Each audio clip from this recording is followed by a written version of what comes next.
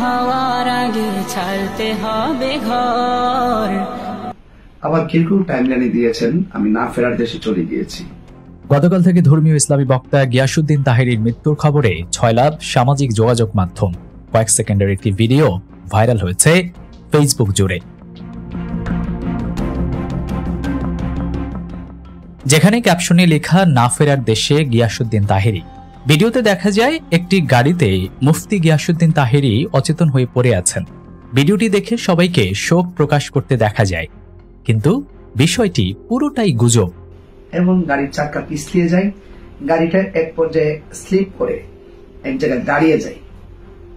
দাঁড়িয়ে যাওয়ার পর আমি গাড়ির গ্লাস নামিয়েছি এবং দেখেছি যে কোন জায়গায় গাড়িটা চাকার কি অবস্থা একটু দেখলাম। এই দেখাটাকেই তারা স্লো মোশন করে তারা অপপ্রচার করেছে। আজ সকালে তাহেরী তার ফেসবুক পেজে এই বিষয়ে একটি ভিডিও প্রকাশ করেছেন। সেখানে তিনি পুরো বিষয়টি নিয়ে কথা বলেন।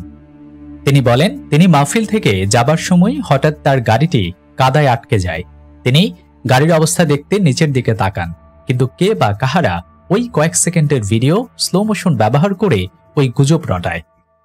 তিনি দুঃখ প্রকাশ করে বলেন, মৃত্যুর মতো স্পর্শকাতর বিষয় নিয়ে সামাজিক যোগাযোগ মাধ্যমে প্রকাশ করার আগে তার পরিবারের সাথে যোগাযোগ না করে এমন ভিডিও প্রকাশ করায় নিন্দা জ্ঞাপন করেন এবং সবার নেক হায়াত কামনা করেন। আপনাদেরকে বলবো, প্লিজ গুজব ছড়াবেন না, যা বাস্তব তাই লিখবেন।